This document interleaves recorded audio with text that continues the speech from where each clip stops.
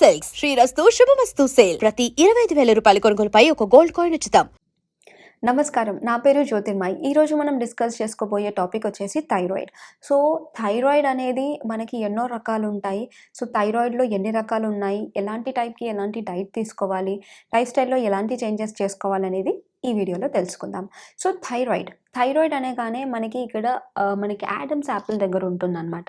So ఇది ఒక butterfly shaped gland అనమాట. సో జనరలీ ఈ థైరాయిడ్ గ్లాండ్ అనేది మనకి థైరాక్సిన్ అనే హార్మోన్ స్టిమ్యులేట్ చేస్తుంది. సో ఈ థైరాక్సిన్ అనే హార్మోన్ మన బాడీలో ప్రతి ఒక్క ఫంక్షన్కి చాలా ఇంపార్టెంట్. అంటే ఈ థైరాయిడ్ కరెక్ట్గా వర్క్ చేయకపోతే బాడీలో ఎన్నో థింగ్స్ అనేవి ఆగిపోతాయి అన్నమాట. సో అందుకే ఈ థైరాయిడ్ అనేది ద మెయిన్ ఇంపార్టెంట్ గ్లాండ్ అని మనం చెప్తూ ఉంటాం అనమాట. సో ఈ థైరాయిడ్ వచ్చేసి జనరలీ మనకి డిఫరెంట్ కైండ్స్ ఆఫ్ థైరాయిడ్స్ వింటూ ఉంటాము. ఒకటి ఏంటి అంటే హైపోథైరాయిడిజం, చాలా common kind of thyroid problem అనమాట. హైపో అంటే మన బాడీలో థైరాక్సిన్ అనే హార్మోన్ తగ్గిపోతుంది. సో దీన్నే మనం హైపోథైరాయిడిజం అని చెప్తూ ఉంటాము. సో దీనికి మెయిన్ రీజన్ ఏంటి అంటే మనకి there are so many issues అనమాట. అంటే మనకి సో మెనీ ప్రాబ్లమ్స్ వల్ల మనకి హైపోథైరాయిడిజం అనేది వచ్చేస్తుంది. సో హైపోథైరాయిడిజం అనగానే మన బాడీలో కావాల్సిన ఎనఫ్ అమౌంట్ ఆఫ్ థైరాక్సిన్ అనే హార్మోన్ స్టిమ్యులేట్ చేయదన్నమాట. సో ఈ స్టిమ్యులేషన్ అనేది కరెక్ట్గా థైరాక్సిన్ అనే హార్మోన్ చేయకపోవడం వల్ల మన బాడీ హైపోథైరాయిడిజం కండిషన్స్లోకి వెళ్ళిపోతుంది. అండ్ ఇంకొకటి వచ్చేసి హైపర్ థైరాయిడిజం ఏంటి అంటే మన బాడీలో కావాల్సిన దానికన్నా ఎక్కువగా థైరాక్సిన్ అనే హార్మోన్ రిలీజ్ చేస్తుంది, కాబట్టి దీన్ని మనం హైపర్ థైరాయిడిజం అని అంటాం. అండ్ ఇంకొకటి మనం వింటూ ఉంటాం, ఇంకొకటి హర్షిమోటోస్ థైరాయిడైటిస్ అని వింటూ ఉంటాం. హర్షిమోటో థైరాయిడైటిస్ అంటే ఏంటి అంటే జనరలీ హర్షిమోటోస్ కండిషన్స్లో ఏమవుతుందంటే మన బాడీలో ఈ గ్లాండ్ ఏదైతే థైరాయిడ్ గ్లాండ్ ఉంటుందో అది మన ఓన్ బాడీ సెల్స్ అనేది అటాక్ చేస్తాయి అన్నమాట. సో మెల్లిమెల్లిగా థైరాయిడ్ గ్లాండ్ని డిస్ట్రాయ్ చేయడం అనేది చేస్తూ ఉంటుందన్నమాట. సో దీన్నే మనం హర్షిమోటోస్ థైరాయిడైటిస్ అని అంటాం. హర్షిమోటోస్ థైరాయిడైటిస్ అనేది ఒక ఆటో ఇమ్యూన్ కండిషన్. దీనికి పర్టికులర్గా మెడిసిన్స్ తీసుకోవాలి. So it keep on changing అనమాట. సో ఎప్పుడైతే ఆటో ఇమ్యూన్ కండిషన్లోకి వెళ్ళిపోతుందో మన చేతిలో ఉండదన్నమాట. ఒక్కొక్కసారి హైపర్ వెళ్ళిపోతుంది, హైపో వెళ్ళిపోతుంది. అలాంటి కండిషన్స్లో మనం హర్షిమోటోస్ థైరాయిడైటిస్ అని డాక్టర్ మీకు చెప్తూ ఉంటారు. సో ఆటో ఇమ్యూన్ కండిషన్కి టోటలీ మనకి ట్రీట్మెంట్ అనేది ఉండదు, బట్ సిమ్టమ్స్ని మేనేజ్ చేయడానికి డాక్టర్ మీకు మెడికేషన్ అనేది ఇస్తూ ఉంటారు. సో ఇదే కాకుండా ఈ 3 కండిషన్సే కాకుండా జనరలీ మనకి గెస్టేషన్ టైంలో హైపోథైరాయిడిజం అనేది వస్తుందన్నమాట. ఈ గెస్టేషన్ టైంలో జనరలీ ఎందుకు వస్తుందంటే ప్రెగ్నెంట్ ఉన్నప్పుడు బేబీ యొక్క థైరాయిడ్ గ్లాండ్ అనేది అంత డెవలప్ అవ్వదు అనమాట. సో బేబీ యొక్క గ్లాండ్ అనేది అంత డెవలప్ అవ్వదు కాబట్టి కొన్ని డేస్ వరకు బేబీ అనేది మదర్ యొక్క థైరాయిడ్ అంటే థైరాక్సిన్ అనే హార్మోన్ పైన డిపెండ్ అవుతుంది అనమాట. సో బేబీకి ఇంకా బాడీకి కావాల్సిన థైరాక్సిన్ అనేది స్టిమ్యులేట్ చేయలేకపోతుంది. సో అలా వాళ్ళు ఎవరైతే ప్రెగ్నెంట్ ఉంటారో సో గెస్టేషన్ టైంలో హైపోథైరాయిడిజం వచ్చేస్తుంది అనమాట.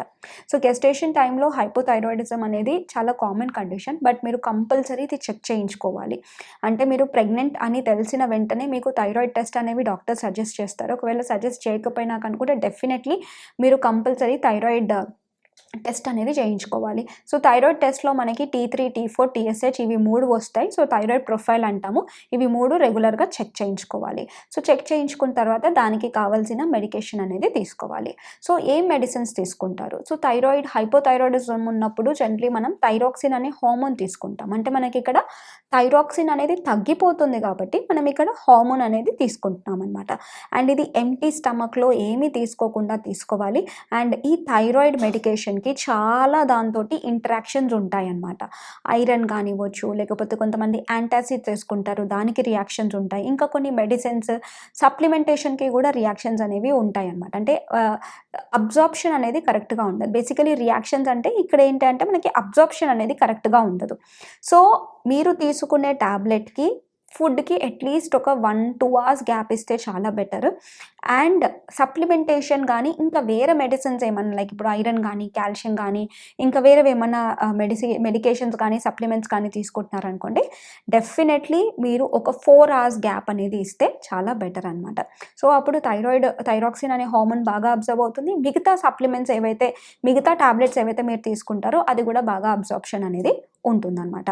సో ఇప్పుడు ఎలాంటి డైట్ తీసుకోవాలి? సో జనరలీ హైపోథైరాయిడిజం ఉన్నప్పుడు గైట్రోజెనిక్ ఫుడ్స్ అనేవి అవాయిడ్ చేయమని చెప్తూ ఉంటాము. యెస్, గైట్రోజెనిక్ ఫుడ్స్ అనేవి మనం అవాయిడ్ చేయాలి. బట్ ఎక్కువ క్వాంటిటీలో మనం దీన్ని తీసుకోకూడదు. లేదంటే వీక్లీ వన్స్ కానీ లేకపోతే మంత్లీ ఒక వన్స్ ట్వైస్ మనం గైట్రోజెనిక్ ఫుడ్స్ తీసుకోవచ్చు. కానీ రా తీసుకోకుండా బాయిల్ చేసుకొని తీసుకోవాలన్నమాట. సో గైట్రోజెనిక్ ఫుడ్స్లో ఏమేమి వస్తాయంటే క్యాబేజ్, కాలీఫ్లవర్, బ్రసెల్స్ స్ప్రౌట్స్ కానీ, బ్రోకలీ కానీ ఇలాంటివన్నీ మనకి you will get it under goitrogenic foods. ఇవే కాకుండా హైపోథైరాయిడిజం ఉన్నప్పుడు కొంచెం మీరు మిల్లెట్స్ కూడా ఎక్కువ క్వాంటిటీలో తీసుకోకుండా తక్కువ క్వాంటిటీలో తీసుకుంటే బెటర్. సో హైపర్ థైరాయిడిజం ఉన్నప్పుడు కూడా మనం ఎక్కువగా గైట్రోజెనిక్ ఫుడ్స్ తీసుకోవచ్చు. ఇక్కడ ఏం రెస్ట్రిక్షన్స్ అనేవి ఉండవు. కానీ హైపోథైరాయిడిజం ఉన్నప్పుడే మనకి గైట్రోజెనిక్ ఫుడ్స్ అనేవి తక్కువగా తీసుకోవాలి. అండ్ ఇదే కాకుండా మనకి సాయ్ రిలేటెడ్ ప్రోడక్ట్స్ కూడా అవాయిడ్ చేయమని చెప్తూ ఉంటాం. But Sai related products completely avoid చేయాల్సిన అవసరం లేదు. Like as I told you, goitrogenic foods ఎప్పుడెప్పుడు మనం ఎక్కువ గ్యాప్ ఇచ్చి తీసుకుంటే బెటరే ఉంటుంది. సో అలాగే మన సాయిల్ రిలేటెడ్ ప్రోడక్ట్స్ కూడా గ్యాప్ ఇచ్చి తీసుకుంటే ఎటువంటి ప్రాబ్లం అనేది ఉండదన్నమాట. అండ్ ఇదే కాకుండా ఈ ఫుడ్డే కాకుండా ఒక వెల్ బ్యాలెన్స్డ్ డైట్ అనేది ఉండాలి. ఫైబర్ కంటెంట్ ఎక్కువగా ఉండాలి. అండ్ అన్ని కైండ్స్ ఆఫ్ మినరల్స్ కవర్ అవ్వాలి. ఐరన్ కానీ, కాల్షియం కానీ,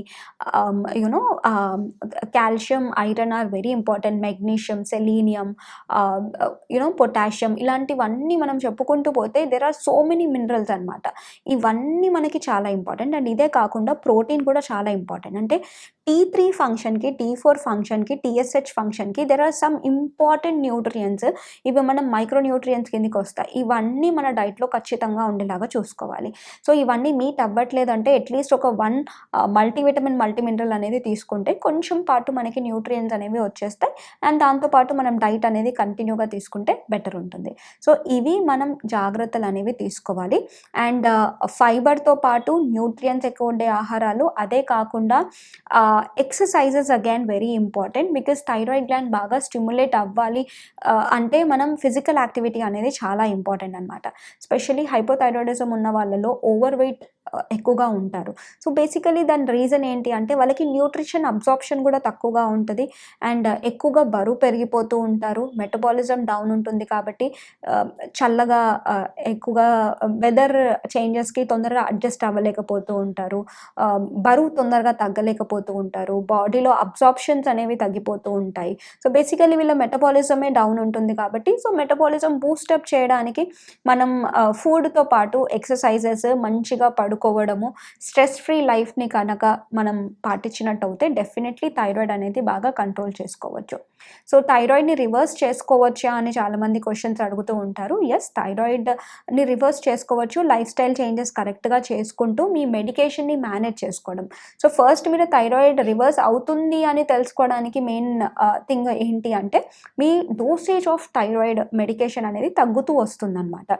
సో ఎప్పుడే కానీ పెరుగుతూ వస్తుంది అంటే మేబీ మీరు మెడిసిన్ కరెక్ట్ రైట్ వేలో తీసుకోవట్లేదు, లేదు లైఫ్ స్టైల్లో చేంజెస్ అనేవి కరెక్ట్గా చేయట్లేదు అని అర్థం. సో మీరు డైట్ చేంజెస్తో పాటు, లైఫ్ స్టైల్ చేంజెస్తో పాటు ఇంకా ఇతర థింగ్స్ లైక్ స్ట్రెస్, స్లీప్ ఇలాంటివన్నీ కరెక్ట్ చేసుకుంటూ మీరు మెడికేషన్ని కరెక్ట్గా తీసుకున్నట్టయితే మెల్లిగా మీకు థైరాయిడ్ గ్లాండ్ అనేది కరెక్ట్గా స్టిమ్యులేట్ అంటే థైరాక్సిన్ స్టిమ్యులేట్ చేయడానికి హెల్ప్ అవుతుంది. అప్పుడు ఈజీగా మీరు థైరాయిడ్ని కంట్రోల్ చేసుకోవచ్చు. మెల్లిమెల్లిగా మనం థైరాయిడ్ డోసేజ్ని తగ్గించుకుంటూ మేనేజ్ చేసుకుంటూ వెళ్ళాలి. మీరే డైరెక్ట్లీ డోసేజ్ అనేది తగ్గించొద్దండి. డెఫినెట్లీ మీరు డాక్టర్ దగ్గరికి వెళ్ళి లేదా ఎండోక్రైనాలజిస్ట్ దగ్గరికి వెళ్ళి డాక్టర్ మీకు ఎంత తీసుకోవాలో అనేది చెప్తే దాన్ని బేస్ చేసుకునే తీసుకోవాలి. సెల్ఫ్ మెడికేషన్ అనేది it's not at all advisable and ఫ్యూచర్లో ఇంకా ఎక్కువ ప్రాబ్లమ్స్ వచ్చే ఛాన్సెస్ ఉంటాయి అన్నమాట. సో ఇలా మనం పాటించినట్టు అయితే థైరాయిడ్ లెవెల్స్ని బాగా మేనేజ్ చేసుకోగలుగుతాం. సో ఇంకొక టాపిక్తో మళ్ళీ కలుద్దాం. అంతవరకు నమస్కారం. For more videos, Please subscribe to iDream. Please subscribe to iDream. Please subscribe iDream. And please subscribe to iDream. For more videos, subscribe to iDream. please like, share and subscribe to the channel. Congratulations, iDream. subscribe to iDream. Subscribe to iDream. So subscribe to iDream Media. iDream ki iDream team andarki huge congratulations. Please subscribe iDream Media. Please subscribe to iDream. Subscribe iDream. Please subscribe to iDream. iDream అంటే నా కళల ఛానల్ను subscribe చేసుకున్న నోరు తిరుగుతలేదు, మీరైతే గంట గుర్తు కొట్టండి. For more such videos, please subscribe to iDream.